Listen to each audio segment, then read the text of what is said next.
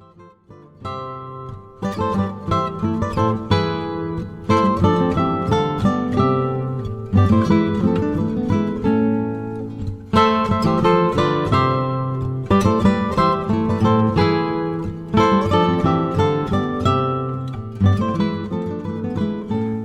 Tudor History and Travel Show is a podcast that brings Tudor history to life by exploring Tudor places and artefacts in the flesh.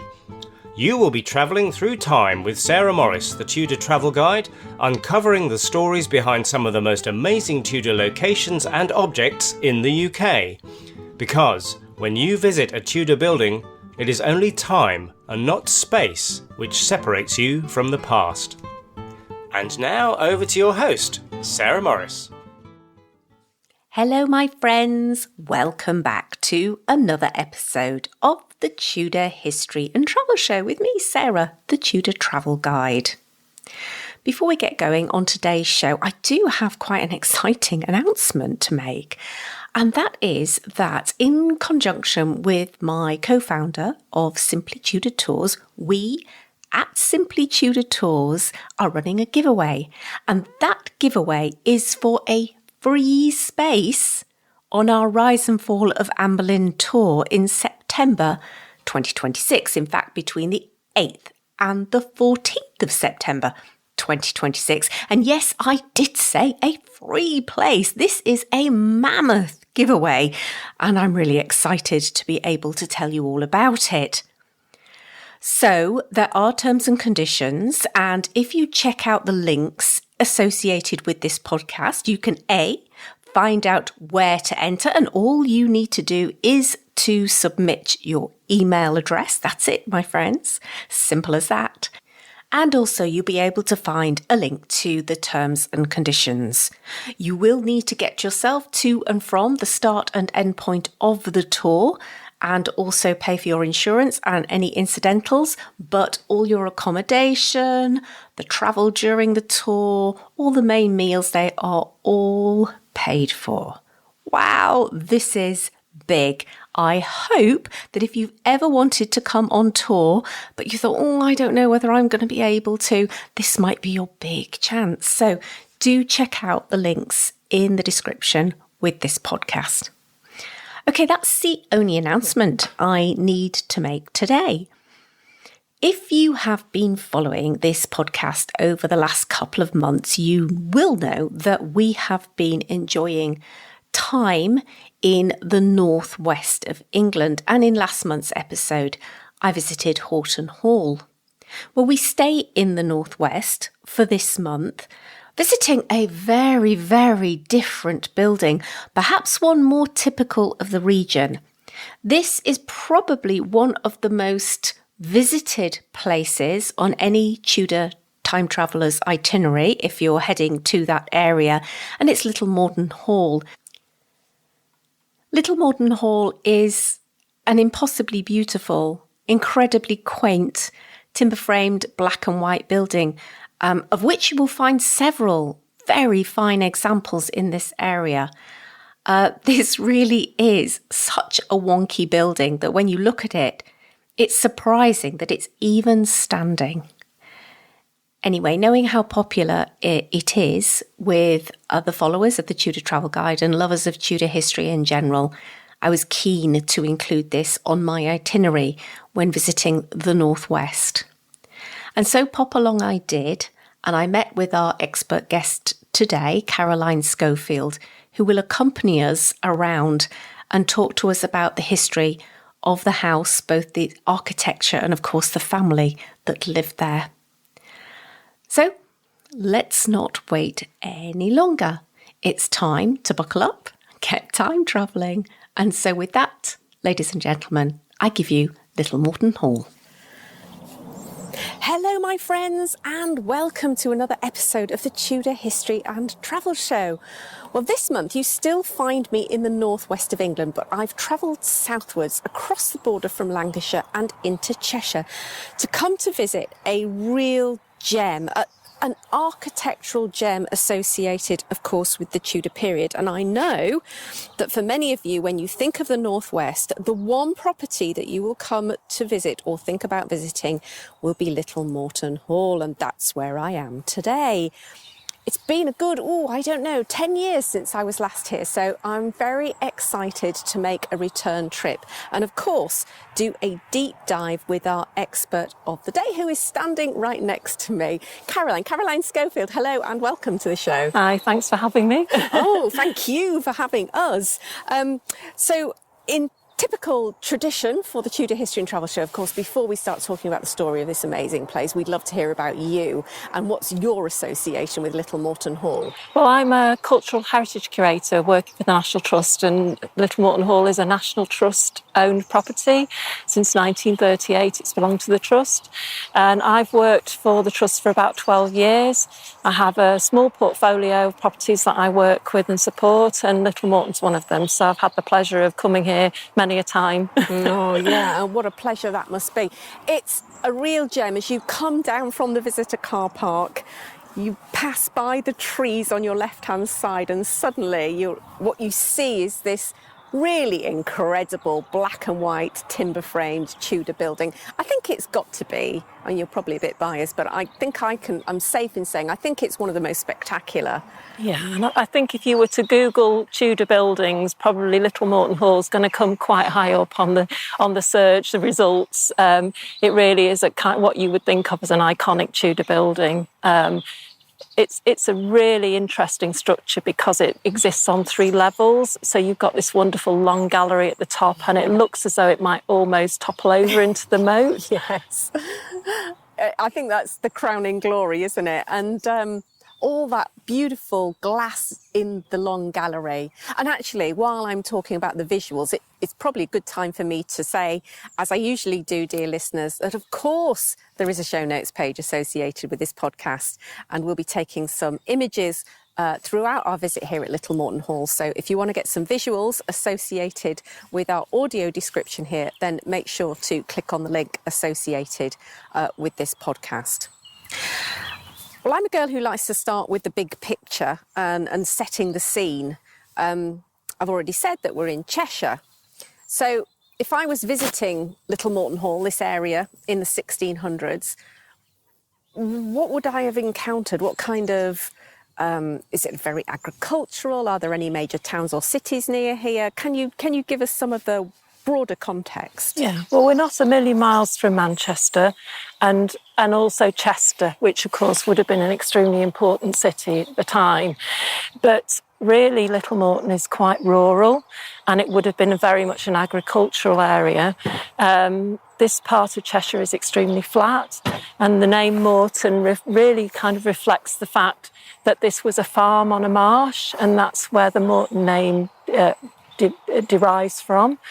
The Mortons, we know, were here from around the 1300s, and they were gradually establishing themselves. So they started off as farmers, essentially, but we think that they probably were able to acquire land after the Black Death in the 1340s, and that they also went on to acquire land during the dissolution of the monasteries, and eventually they ended up with about 1,360 acres across the area. So that's actually, that's a really interesting point, because I think that was quite a common pattern, wasn't it? People who survived the Black Death profited from the poor fortune of so many people. There was land, there was work, there was opportunity to be had on the back of such a tragedy. And then you come to the next great opportunity to build wealth, which is the dissolution. So they were that scenario, a little bit like, I'm thinking of the Boleyns in Norfolk. They start off as yeoman farmers, but they manage to gradually accrete wealth and land and graduate in terms of Tudor society to become one of the gentry. That's right. And I think what you see with the Morton family is that they're at that kind of cusp where will they or won't they make it? They're kind of on the edge of making it, and they're building this wonderful house. So we think there was probably an earlier house on this site, if not a couple of earlier versions, but we don't exactly know the detail of that. But this house began to be built in 1504 and was gradually added to over that century. And the Mortons were really trying to establish themselves as important people in the region, but they were very much starting from that background of being farmers and working their way gradually sort of in terms of their status.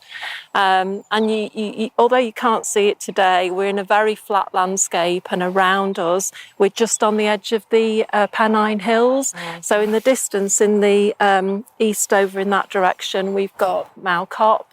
And actually we're quite near the point where Derbyshire, Cheshire and Staffordshire all meet. So it's really quite an interesting place. Very flat, very rural, very agricultural. But we're also quite near to the town of Congleton, which at the time would have been the nearest big town, and the family had quite a lot of associations with Congleton. Okay. So who is, you mentioned 1504 is the key date for the current house, when we begin to see the development of the current house. Who is the Morton responsible for the development and the commissioning of this beautiful building? This is William Morton, who died in 1526, and William began the building of the house in 1504 with an H plan.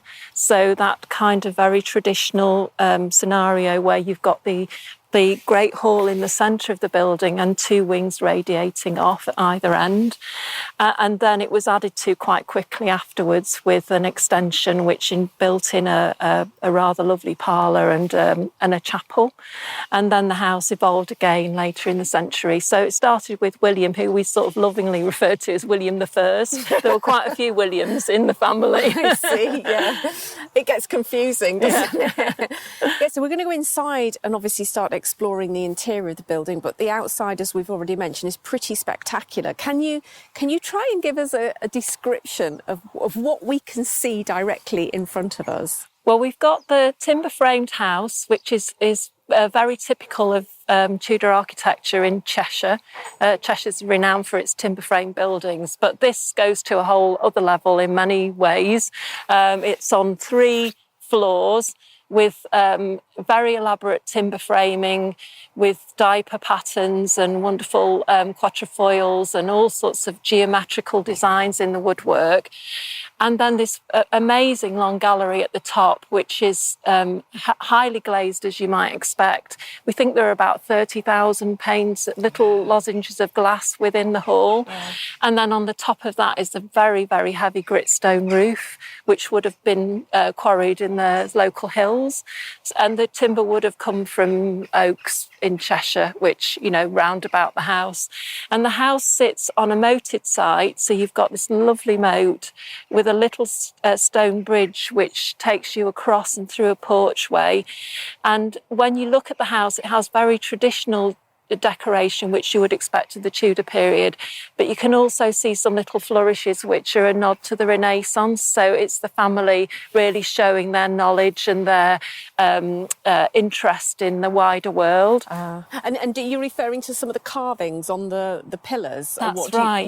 You've got some interesting carving, and on the inside of the porch you've got a couple of figures, and whilst you've got sort of traditional carvings of earlier centuries, you've also got these motifs which are more Renaissance inspired. So they're kind of trying to flex themselves and show that they know about these things and they're interested in them and they're using them in their house. Well, maybe we can walk over them. It's such a cute little bridge.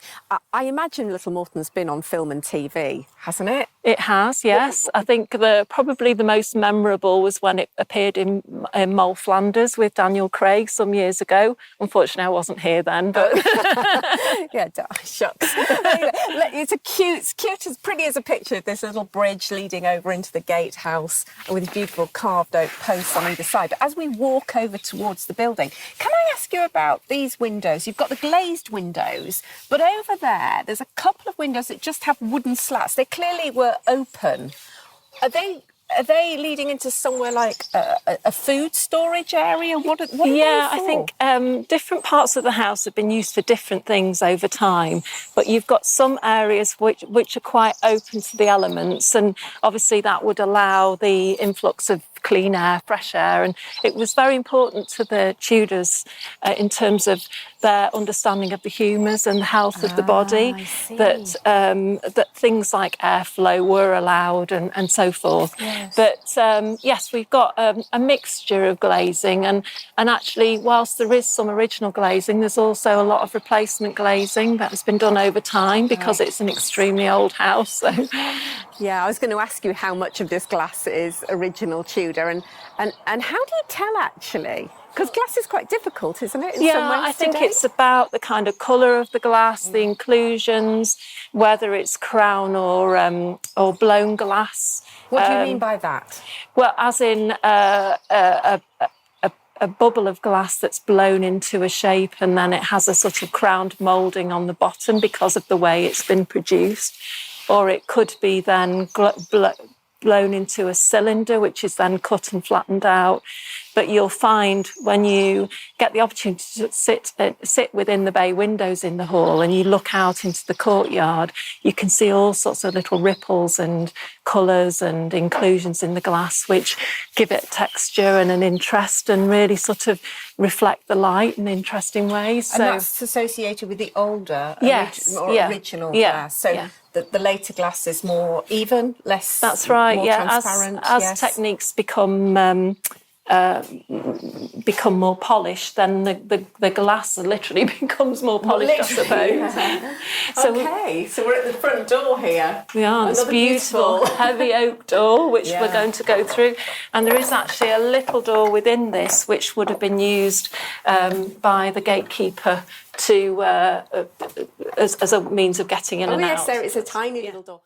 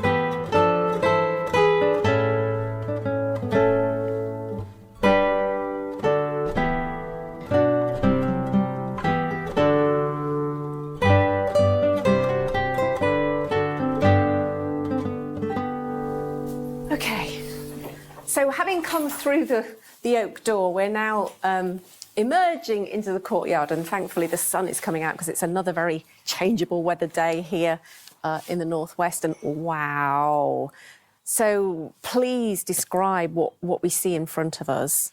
Well, we're looking directly towards the north of the house, which was the original part. So that was built in around 1504, but actually much modified. So what we're seeing is the Great Hall, but in front of that are two amazing bay windows, which were built in the 1550s by a carpenter called Richard Dale, and the family were clearly quite impressed with his work because they allowed him to sign an inscription which records the fact that Richard Dale made the windows above the timber work. So that's really quite a nice thing to have.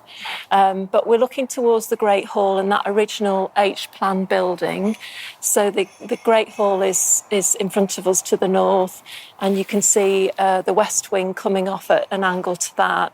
And then on the east side of the building, we've got a range of other rooms which were added later on. So by 1508, we had extended the building towards the chapel here, and the chapel existed at the end of the building, obviously with the altar to the east. And as was traditional, it was sited at the end, which I suppose was done for religious reasons and also reasons of access. So, sorry. And was this gatehouse range always behind us? I presume that was. No, or was that added later? No, actually, then? that was added in the 1560s. Oh, so that was one of the later pieces. So this is part of the later architecture. And here, when you look back towards the south of the building and the south range, you can see some of the Renaissance-style decoration that was applied, which really showed that the family were interested were well read and were interested in what was happening in the wider world. And that's quite a theme with the Morton family. They were very interested in looking out at the wider world, and actually, though they were a Cheshire family, they had contacts and connections with the wider world, even as far as the Far East. So a really interesting family. But I think probably in a lot of ways of their time, the Tudors were looking outwards, they were exploring, they were finding interesting things in the world. So we've got these motifs around the door frame, which are sort of taking their inspiration from Renaissance architecture abroad. So before we leave the courtyard and head on inside and go and explore the Great Hall, I can't help but noticing this is so sweet. It's like a little dog kennel that's got carved into the house. It is, yes, exactly. And I suppose that would have been quite important. I mean, one of the Morton's signifiers was the greyhound, and you see that dotted about the decoration of the hall. So clearly they were interested in dogs, but I suppose it would have been quite an important aspect of I'm going to have a look. Security to have a dog on site. Yeah, this is, wow, look at this. It's perfect little dog kennel. Yeah, great. And you can imagine this courtyard, just a buzz of activity of people coming and going and servants, running the household. Yeah, absolutely. And this part of the courtyard was for use by the family, and then we think there was probably more of a kind of domestic court on the other side of this little wall to the west side of the courtyard. So another smaller courtyard. Yes. So in a way, a double courtyard house, but the principal courtyard and then an adjacent and a domestic kind of working area. Yeah. Okay, shall we go into the Great Hall, and maybe you could tell me a little bit more about the family? I think we don't really know where they kind of originated from, but we do know, as you were saying outside, that they were a family on the rise, trying to climb their way up through the very rigid strata of Tudor society, from yeoman farmers to gentry. And so can you tell us anything more about what they were doing to try and to promote themselves? Yeah, well, we know that they were using the house to entertain, so in that way they were entertaining their peers and local people to sort of signify their status. And the Great Hall, which we're in now, was really the kind of centre of all of that. At the start of the Tudor period, when the house was first built. So you've got this wonderful Great Hall, which originally had a louver in the ceiling, which indicates that there would have been a central hearth. But we think quite quickly after that this wonderful stone fireplace on the north side of the hall was put in, and that would have been fairly early. And you can imagine that the board table would have sat at the far end of the room, and that was the place where the master of the house and his most important guests would have sat. And then as you got further away from the board, the main table, the lesser important people would have been seated. We also know that there had been a minstrel's gallery above the Great Hall, which was later enclosed, and that at the west end of the hall would have been the buttery and pantry and kitchen, whereas at the east end of the hall would have been the more important rooms of the house. And the Great Hall was important to the family as a place for entertaining for quite a long period.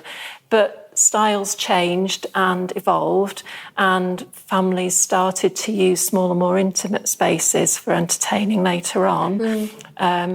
So the Mortons had other rooms in the house which they then began to use.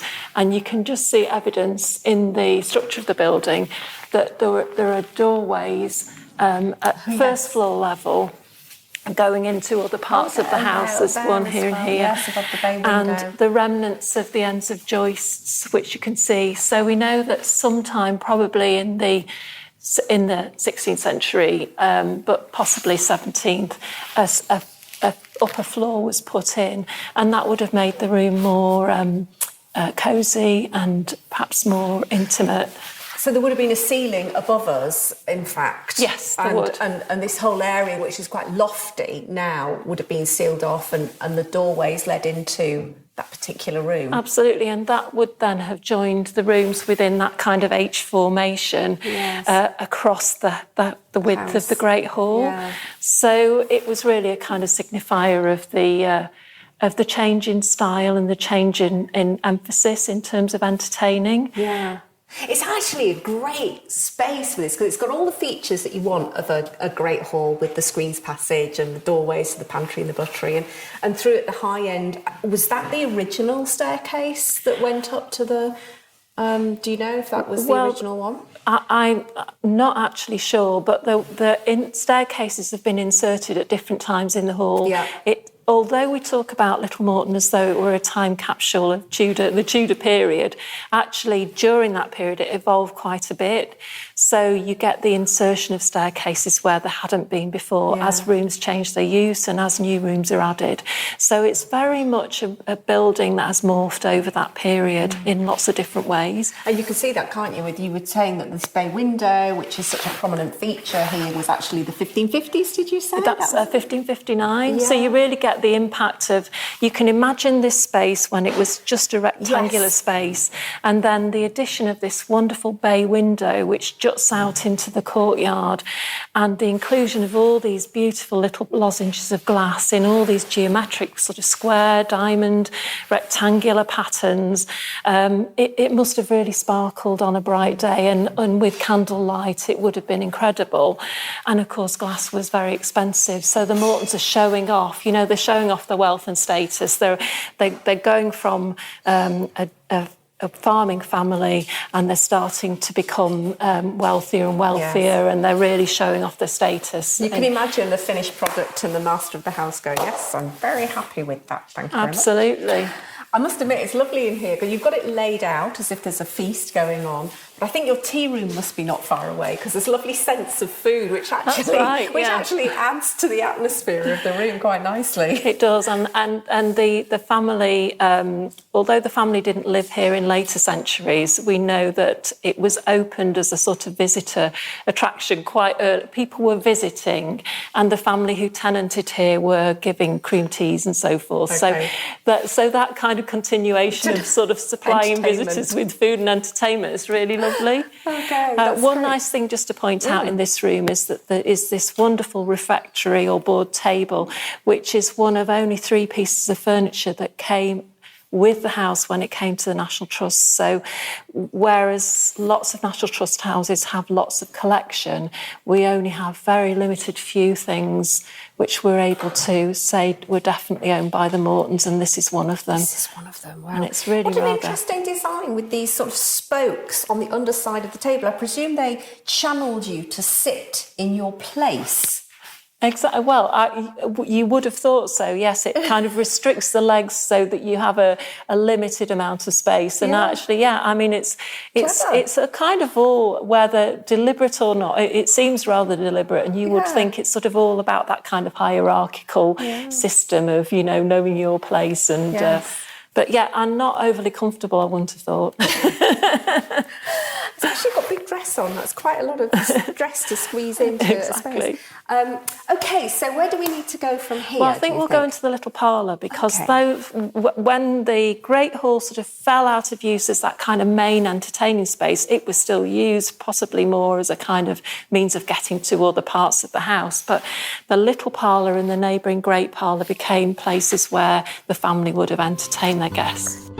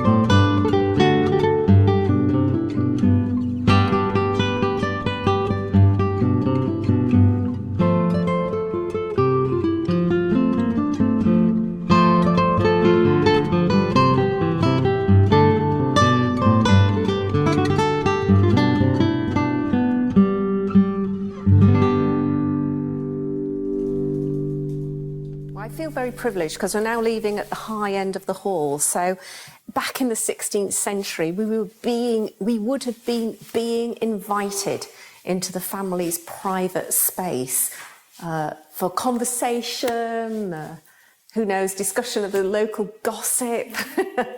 So, oh my word, I've just turned around. I can see, because it says we're in the little parlour, but gosh, please describe what's on the wall in front of me. Well, we have a series of wall paintings in quite vivid colours, and these were discovered in the 1970s behind the oak panelling in this room, when some building work was being carried out. And these are a remnant of a scheme that we believe was implemented by John Morton around 1580. Right. And this is the top panel depicts a biblical story, and we know that was painted onto paper and then applied to the wall. And the lower panels are a kind of depiction of wall panelling, picked out in lots of kind of decorative details. So you've got individual panels which were highly coloured. The background is an ochre colour, and then over the top you've got a kind of traceried outline of woodwork with lots of detailed decoration in the form of sort of circles and adjoining squares, and those are really quite decorative. The panels themselves, we know, are picked out in alternating shades of a kind of dark red and green. And then you've got this wonderful text at the top of the wall, which is in English, which shows that kind of transition which was happening in the Tudor period from Latin and the Catholic Church over to the Protestant Church, and the use of English in terms of sharing the Bible and the stories of religion with the congregation.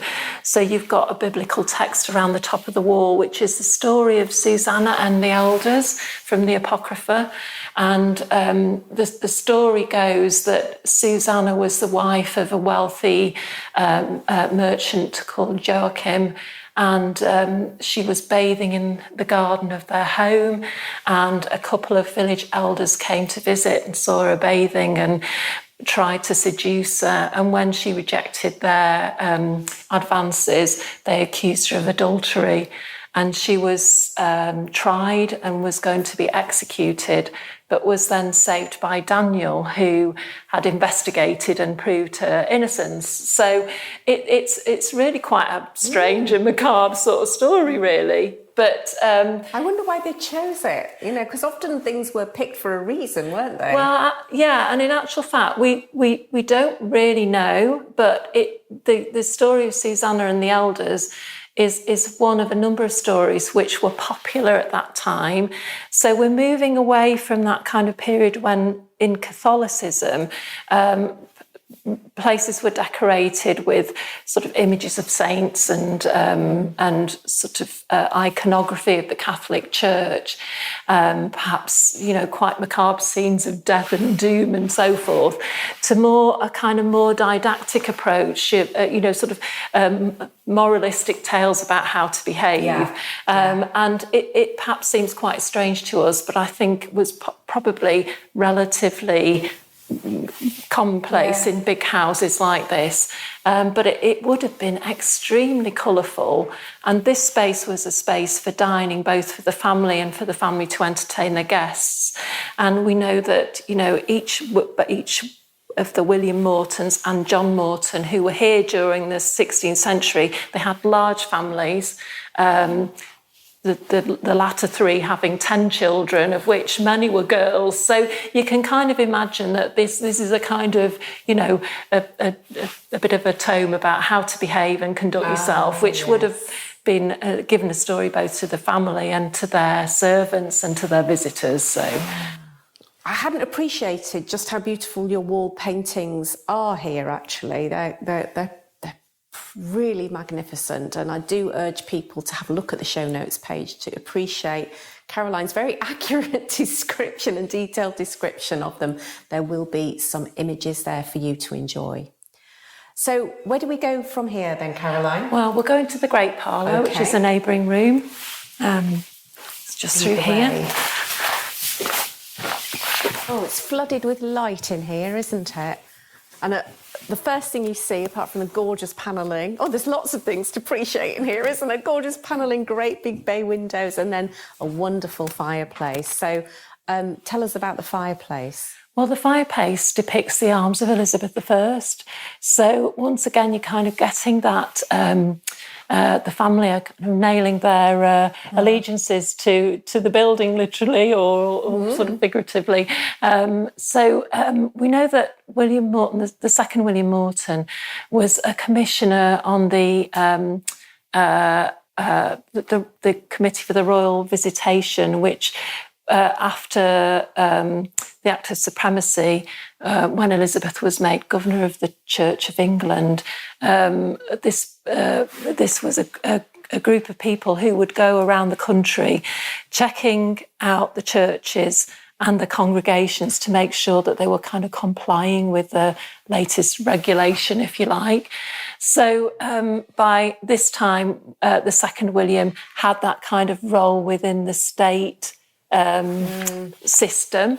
So he's establishing himself as someone who is quite important, and he's obviously a kind of Protestant patriarchal figure in the area.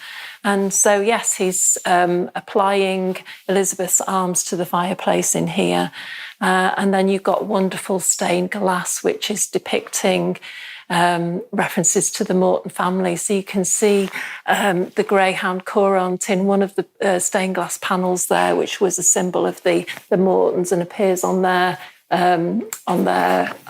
arms. And then you've got a little rebus in the glass on the far right-hand side, which shows a wolf's head with a ton barrel beneath it and the initials of William Morton. Nice. And this is a play on words, the maw of the wolf's mouth and the ton barrel referring to the Morton name. I love those rebuses, they're wonderful. Actually, you've brought up something there that I'm quite interested in, because in last month's podcast, we were at Horton Hall, and that family there were very Catholic and remained staunchly Catholic. Same at Speak Hall yesterday, which I visited along our travels here in the Northwest. But you said this family became Protestant. So I understand that, generally speaking, so far from London, so far from the Reformation, this part of the world largely remained Catholic. Mm-hmm. And yet you have this family switching over to Protestantism. Did that happen at the Reformation? What do we know about that evolution for the family? Well, it's difficult to say, because there's very little in the way of written information about the family at that time. A lot of the archive material that exists for the 17th century Mortons. But you can sort of theorise about it, I think, is probably the best way to put it. And as we learn more about the family, more becomes obvious. But if you imagine that they were a family that were trying to make their way in the world and they were trying to establish themselves, probably it would make sense for them to sort of go with the prevailing religion. And they were moving with the times. So I suppose they could see that Protestantism was the way forward and perhaps the way to help them rise in their status.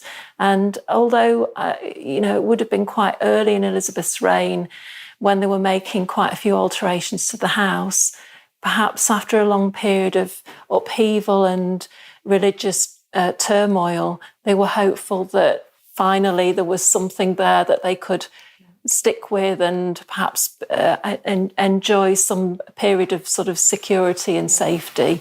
And benefit from. I'm sure it didn't go unnoticed at court because, again, we were looking at Burghley's map of the area and how he had marked various properties with an X if they were Catholic. Right, okay. And even at Horton Hall, because the family there, the owner of the house had gone on the run overseas, he'd marked fugitives. So, Burghley had his eyes over everything. So a very sensible decision for the family. They saw, as you say, which way the wind was blowing and decided to cut their cloth accordingly. Yeah, and they were really trying very hard to kind of make their way and establish themselves. So you can see that they might have had to be a little bit pragmatic in their choices, but it's very hard to it's very hard to know exactly what they were thinking because there is nothing where they're actually setting out what their beliefs are. But what we have is the evidence in the building, and we know that points to them being strongly Protestant, and as they are on the rise, that Protestantism is helping them to rise. Yeah. And it makes me think, because you mentioned outside about they were outward looking and they had connections far and wide. Clearly, they must have got hold of Protestant books from somewhere. Yeah. And of course, there was a trade coming in from continental Europe. So it makes you wonder, this is a rhetorical question, I don't expect you to answer it, but it makes you wonder who were their contacts and what were those contacts overseas that allowed them to get hold of some of these newfangled religious ideas. Yeah, and actually we know we're slightly straying away from the Tudor period, but in the 17th century we know that the children of William Morton, the third, as we call him, who died in 1654. His children, he was keen to establish them in roles outside of Little Moreton Hall. So his eldest son went to Cambridge, didn't do particularly well, was a bit of a black sheep, and actually was eventually disinherited. His second son went to sea and ended up travelling across the oceans to many different parts, including Java and the Far East, but ended up in Virginia, in America, where he was sort of in penury, basically, in tatters. He didn't do particularly well. His third son, Edward, who inherited, went into the church. Peter went abroad to the continent and ended up as an agent in Turin. And Philip was a lawyer in London. So all of these family members he was establishing in roles outside of Little Moreton Hall, and they were all sending news back to William. So although it's outside the Tudor period, we know that it would have been a really interesting time, and far from being a really sort of provincial place, Little Moreton would have been a place which was abuzz with news of the wider world. Yeah, the wider world. Very interesting connections. Wow. Well, I love this room, and oh my goodness, those ceiling rafters are absolutely gorgeous. I could give them a hug. They're so beautiful. It's a lovely room. Great. It's a lovely atmosphere, isn't it? Yeah, it is. It's warm and it's I don't know, it's welcoming. welcoming. Yeah, very welcoming. And obviously you've got beautiful oak panelling around the room. The ceiling is entirely made of oak with beautiful coffered wooden structure. And you can see the floor laid over it is immediately the floor of the room above, which is the great parlour chamber. Great. And we've got in this room evidence of some of the apotropaic marks which exist in the house. And one of the best examples is this fantastic little daisy wheel, which sits right at the top of the ceiling in the great parlour. It's a round feature, so drawn with a compass, and then within you've got all these sort of interlocking petals. So it's that idea that spirit is drawn into the circle of the daisy wheel, and then because it's a continuous line, it gets trapped within the space and it can't get out. So it's really quite interesting. And I love daisy wheels. Yeah. That's my favourite. Absolutely my favourite. So you've got that kind of really interesting collision of sort of old and new religions and old and new sort of superstitions in this building, which I'm sure happens at lots of other houses, where you have sort of daisy wheels and burn marks and other things around the building, which are the family sort of endeavouring to sort of keep themselves safe from evil spirits and so forth. And I would just say, dear listeners, I suspect if you follow this podcast, you will have listened to our podcast at Horton Hall last month, where we went into some details about apotropaic marks. So if you want to know more about them, listen to this podcast, listen to last month's podcast as well as this one. Okay, I feel we should move on. Yeah. Where shall we go to next? Well, we'll head through the next two rooms and out to the chapel. Okay.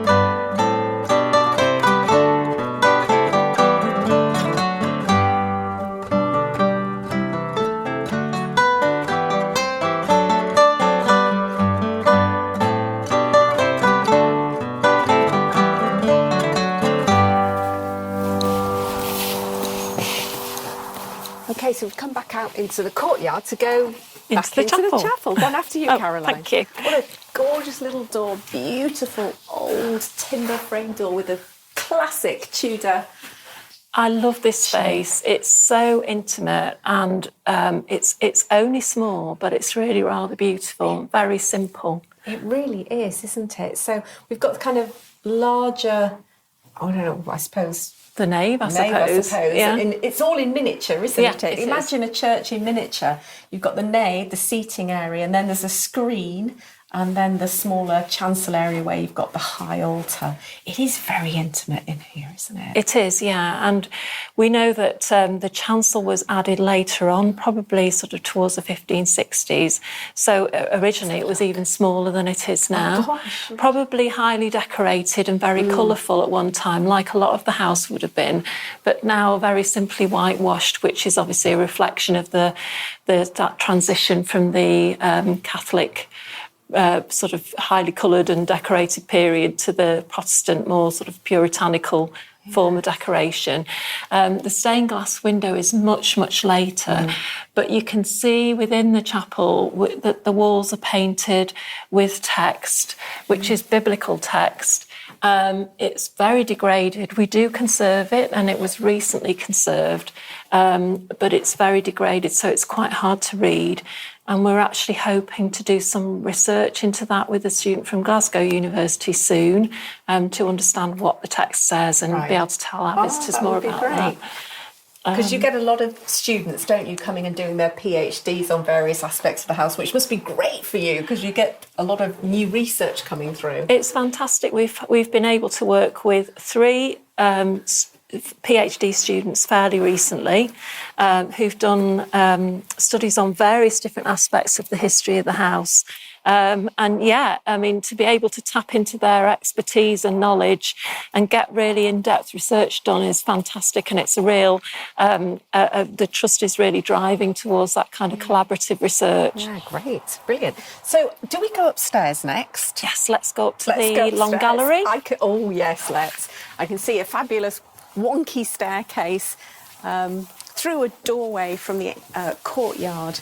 All of these staircases are the original oak staircases, are they? That's right, yes. And you can see this wonderful newel post here, which I think rises to about 7 metres in height. And it's shiny and darker as everybody's over the centuries has run their hand. And it's been sort of chamfered, so it has little angles on it, which is, I suppose, is both decorative but also helps you to grip it. Onto it, yes. It's a little bit like being in a ship at Little Moreton Hall. I always feel a little bit as though I've been drinking when I come here because the floor's so uneven and you almost feel as though you're on a ship that's rocking on the sea. Now, I take it that it's become uneven over time, or do you think that there was this level of wonkiness when it was originally built? It's definitely moved. It's very much a kind of almost a living building in the sense that it flexes and moves with the seasons, and it will always have done because it's very open to the elements.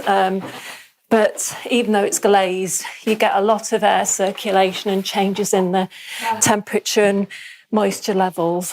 You were saying it's in a very cold house in the winter. Extremely cold. I think of all the houses that I've worked with, Little Moreton is the coldest. Do you think it's because of all these walls and the glass? I mean, obviously they would have had fires roaring all the time in the winter. Yeah, I think as well the setting. I mean, it's very flat. It's quite, I mentioned that Morton reflects the fact that it's a farm on a marsh, so it's quite a damp landscape, enclosed by hills.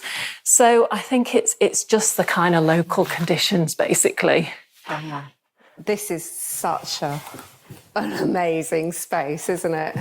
It is, and the long gallery was added quite early. It's we think about 1560 that we've had 1560. Yes, yeah, we've had dendrochronology done on some of the key timbers in this part of the structure. Yeah.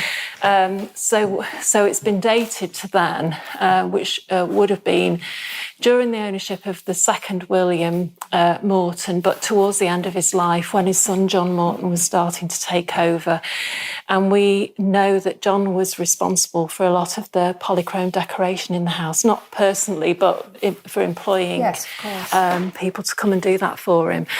And the long gallery it's created quite a lot of problems for the family over time because it's built slightly narrower than the rooms that are below it, so it doesn't sit directly on the outer walls. It sits within them, and that's caused quite a lot of structural movements. So you can see here that there are metal tie bars going across the span of the room to try and hold everything together. And if you imagine, on top of this is a gritstone roof which will weigh many tons. It's quite incredible that it's still here. I must admit, I do always feel I've only been to Little Moreton Hall once before, but it feels like the galley of a ship, you know, with that sort of... It does. With the windows slightly sort of sloped inwards and this really uneven floor. I almost feel like it's just going to start to sway from side to side. It's hugely atmospheric, and you can see that the floor undulates quite a lot as well. You've got sort of ripples and undulations everywhere. And it's a real antidote to kind of modern building styles. You know, you get these very sort of plain contemporary buildings. Well, this is the exact opposite. Very organic. Very. And I must say, dear listeners, if any of you love your architecture, I think one of the things that has struck me about my little sojourn around the Northwest is, you've got some of the most beautiful timber frame, black and white timber frame buildings, I think, in the country. But if you love your architecture particularly, it's such a great area to come to. And this building in particular is just fascinating. Yes, it's really beautiful. It's a sort of tapestry of textures and wonderful sort of decorative features. At either end of the long gallery, you can see that there is some decorative plasterwork, which we believe was taken.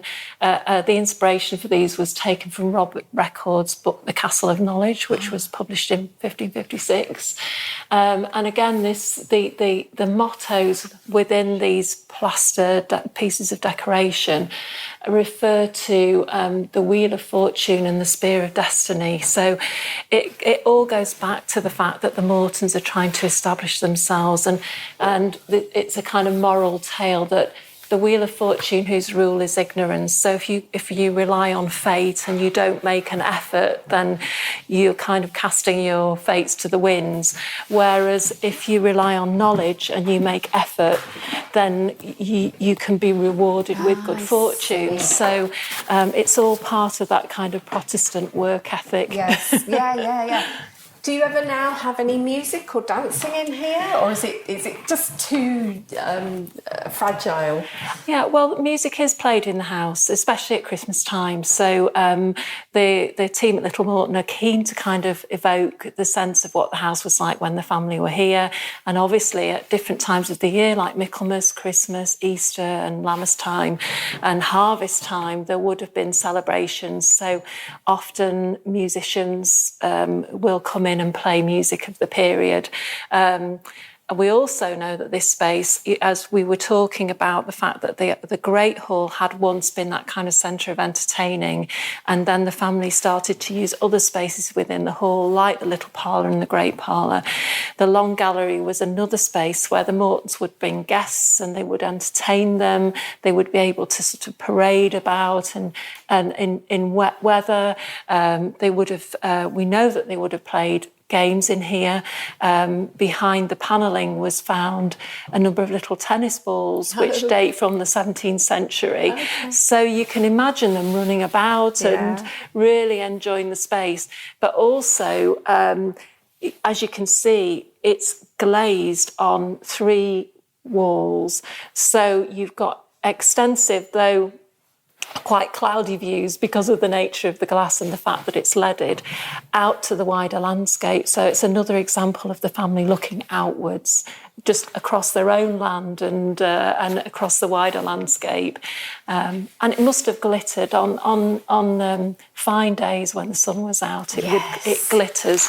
Absolutely. So a really sort of important space for the family to show off their wealth and status. Absolutely. And then off the Long Gallery, we've got this very wonky floored space, which is the gallery chamber, which has at different times had a bed in it and other things, but would have been a kind of breakout space from the Long Gallery, so that if you were in that room and it was getting a bit noisy and you wanted to go into a quieter space, you could come into the Long Gallery chamber and you could get away from all of the noise. But and in here you can see there's a fireplace, which again was once highly decorated, and this depicts a coat of arms which reflects the marriage of one of the 14th century Mortons, John de Morton, who married into the Macclesfield family, the de Macclesfield family. So it's a kind of reference back to a much earlier time, I suppose, kind of trying to establish them as having long roots in the area. So we've got that one. Wow. I mean, it's very beautiful and unexpected, I think. It looks like it's been drinking a bit too much. And in actual fact, the mantle we know is straight. Okay. So the rest of the room is wonky. So it's not the fireplace that's wonky, it's the rest of the room. It is. And it goes off at quite an angle. So you can imagine if you were in a bed in this room and you got out in the morning, you might have a tendency to roll towards the south of the room to the window because it's so very, very angled. It's really quite lovely. Eccentric. Yeah, very eccentric. It'd be lovely and cosy in here, though, with that fire roaring away. Absolutely. Very nice.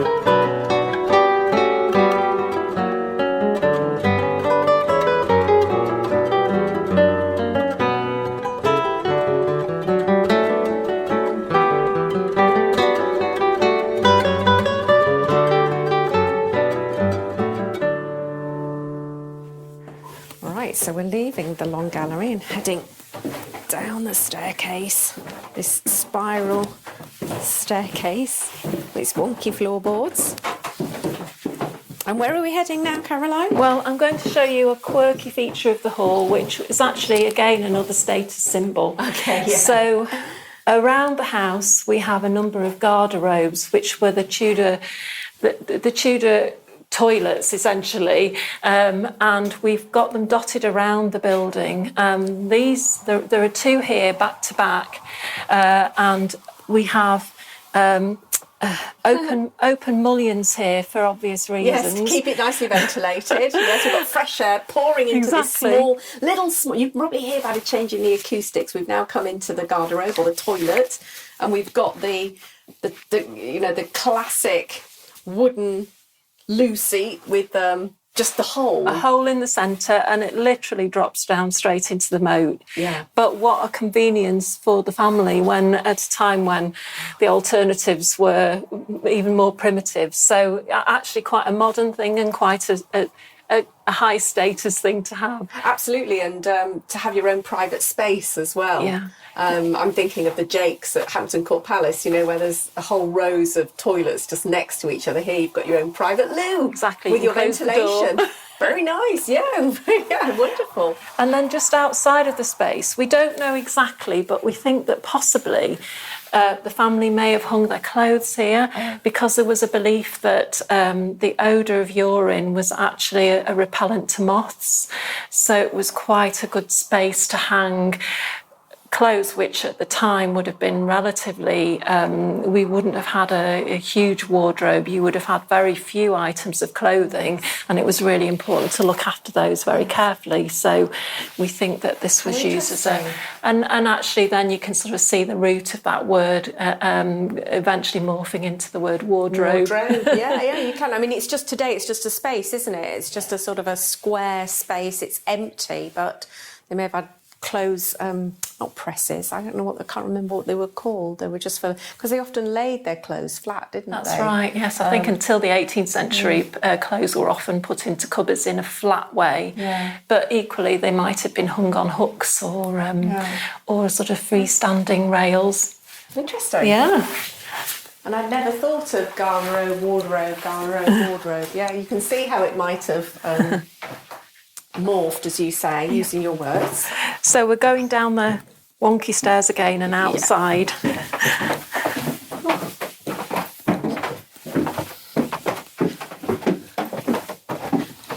There we go.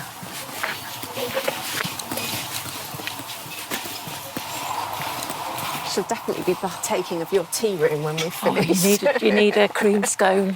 Something of that ilk, yes.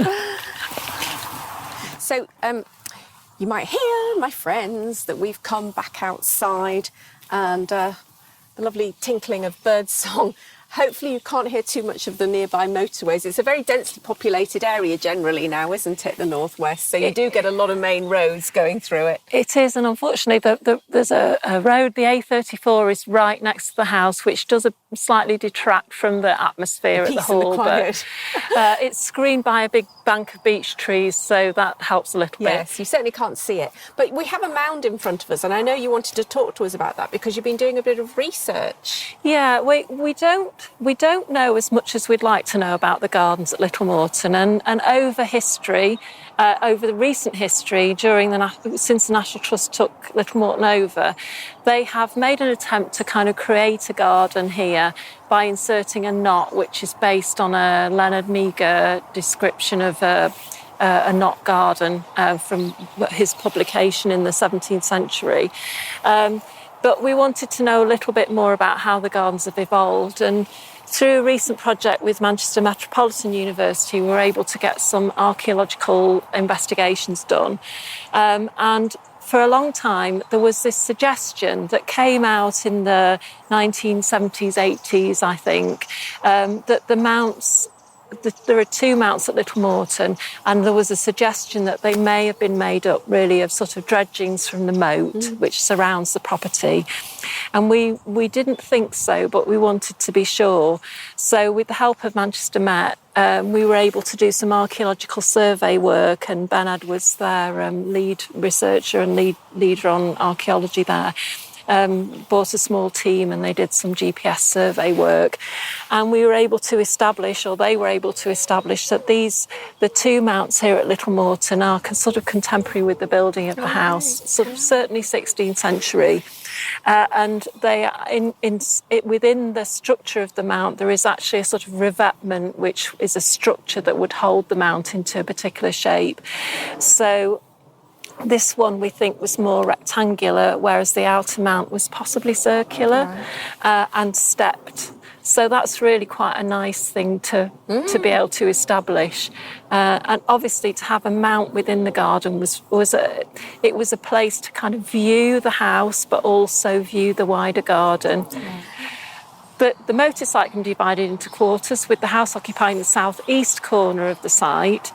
And on the west side, you have an open grassed area with the inner mount occupying the northwest corner. So the garden, we think, was quartered, which was quite a sort of traditional thing at the time, quite a fashionable thing at the time. And the mount, from the mount, you can look back towards the house and you can observe and look at the beautiful decoration. But you can also look down on the other parts of the garden. And we know that there were fruit trees planted here, so it was both productive but also beautiful. So the Mortons would be able to come and observe the kind of growing produce within the moated site, but they could also look out to the wider landscape, which was probably quite open when they were here. There's a big stand of beech trees here now, but they were planted much later. And the hedges are quite high, but we think that probably they had quite a clear view of the wider landscape. Yeah, it's sometimes hard, isn't it, to imagine what the landscape would have looked like if you bring down all the trees, and just how far-reaching the view might have been. But I'm minded with the, I know I've done podcasts at Tudor Castle, and they've done a big archaeological project with the garden there, and they have mounts, and very popular during the Elizabethan period in particular. Yes, yeah, and into the 17th century as well. And there's very little in the way of evidence and information about what was growing in the garden, but we are almost certain that they would have been growing herbs, and we know that they were growing vegetables. So it was a very productive space, and obviously they would have been using herbs medicinally and also to flavour food and to put into pomanders and to strew around the floors of the house, perhaps at different times. So those things were really important. It's quite a sensory space. It must have been filled with the smells and sounds of the countryside. Lovely, absolutely lovely. How many people would have serviced a house like this? Do we have any records from Little Moreton that tell us about the household staff? No, not really. And again, I suppose this is the frustrating thing, that, you know, the records don't really exist in the 16th century. We've got more evidence of what the family, we have more archival information about the family in the 17th century. But that was a time when the house was in decline. The family fell foul of the Parliament in the Civil War, and because they had now their allegiances to the monarchy, the house was sequestered, and only two daughters of the family were allowed to live here for a long time. And after that, towards the end of the 17th century, the family moved away and the house was tenanted. So really you've got that kind of brief period of about 150 years when the Mortons are here and they're trying to establish themselves and trying to establish their status and climb the greasy pole. And then unfortunately things transpired against them. They fell into debt, and really then Morton... The wheel of fortune changed. Exactly. The Civil War had a big impact on the family then. It did. A big impact on the end of the Morton story here. It did, and I think from research that we know about, we think that they kind of went into the Civil War already indebted. So you can see from accounts of the 17th century that the third William Morton, is spending a lot of money trying to establish his children in different roles outside of Little Moreton so that they can make their fortune, essentially. But he's spending a lot of money. He has inherited the property from his father, John, who has just completed the work to build the South Range and the Long Gallery. So they've spent a lot of money. And so they're going into the Civil War already in quite a bit of debt. And I don't think it was unusual in the Tudor period. People were borrowing money and lending money willy-nilly, not willy-nilly, but they were lending and borrowing money from friends and family and further wider acquaintances because there was no sort of banking system. So a lot of people were in debt, but as they went into the Civil War period, they were not going in a very firm financial situation. So the Civil War really kind of finished off their ambitions for greatness at Little Moreton. But the wonderful thing about that is that after that period, not very much happens to the house. Any major alterations really finish around 1610 when the brewhouse and bakehouse were added. And the house essentially kind of stays as it was between the 1504 and 1610 with very little alteration. That's a really good thing about the sad story for the family is that we all benefit, don't we? Yeah. That there was no later wealthy Georgians and Victorians to come along and molest it. Yeah, although it by the end of the 19th century, the house belonged to Elizabeth Morton, and by that we know that in the 19th century, people are starting to visit Little Moreton and see it as quite an interesting antique piece of architecture, and it's influencing the work of local architects. John Douglas is one who was designing houses in Cheshire, and he was taking his inspiration directly from places like Little Moreton in the kind of timber framing elements. And we know that an architect, Old, had created designs based on Little Moreton and built Whittock Manor, for instance, which is in the Midlands near Wolverhampton. So this kind of architecture was very appealing to people in the Victorian period who were harking back to that kind of earlier generation. And Elizabeth Morton, when she owned the house, was doing a lot of work to kind of stabilise the structure. And then her successor the same, and then the National Trust the same. I was going to ask you, because it must have fallen into some degree of disrepair. I was going to ask who was the saviour of the house, but we've got a few people. Yeah, I think we can say Elizabeth, and then her nephew, Bishop Abraham. And then obviously, in order to really make sure that it was maintained to the best that could possibly be, it was handed over to the National Trust, and the National Trust continued to care for it. Well, I think that's a great time, actually, just to bring our journey through time to an end, but maybe ask you about where people go to find out more about the house, and particularly visiting, because I don't think you're open all year, are you? No, we're not open all year. The house closes towards the end of October, but it'll reopen again at Christmas time. And there are lots of wonderful things happening at Little Moreton, and you can find out all about them at the National Trust website. So please do have a look. We will do. And of course, we'll put a link in the description. I think you reopen in February time. That's right, if people are wanting to plan ahead for a visit. And I absolutely do encourage you. There are a number of properties in this area that you could spend a lovely 2 or 3 days just losing yourself in Tudor architecture and Tudor history here. So please do check out the link in the description. So all that remains for me to say is thank you so much, Caroline, for being our guide today. It's been a wonderful story. Oh, thank you for coming. It's been great to share it with you, and I hope lots of people come to visit and see it for themselves. Absolutely. Thanks so much.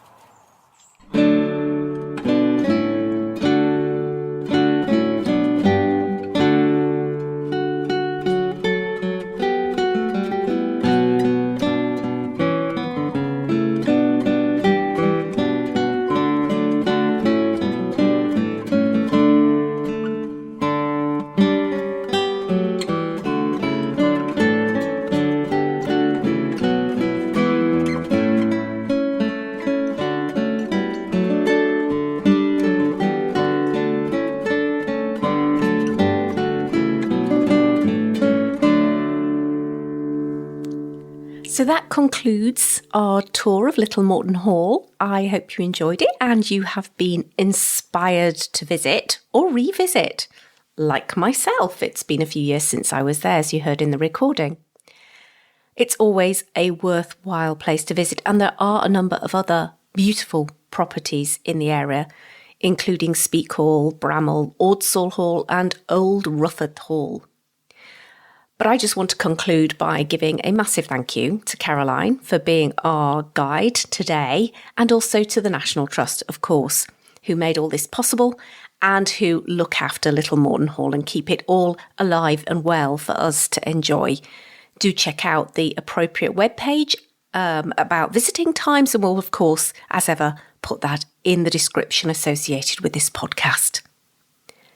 So moving on, actually, next month, we start the first of a series of 3 podcasts. This series of 3 will cover the final years and, in fact, the death of one of the most popular characters in Tudor history, Queen Catherine of Aragon. In November next month, we'll be visiting Buckden Hall to hear about her exile from the Tudor court. There won't be a podcast in December, but in January, it'll be a bumper month because we'll be publishing 2. The second will be on the anniversary of her death at Kimbolton Castle. And yes, I did go along and visit Kimbolton to hear about her final days at the castle prior to her death in early January 1536. And then towards the end of January, I'll be following her funeral cortege to Peterborough. We'll hear all about the burial of Catherine of Aragon and visit her tomb. So I hope you will look forward to that. It will be a fabulous journey in time that will connect 3 of the most important locations associated with the final years of Catherine. Okay, well, that's all from me. Stay well, my friends, and I'll see you on the road again soon.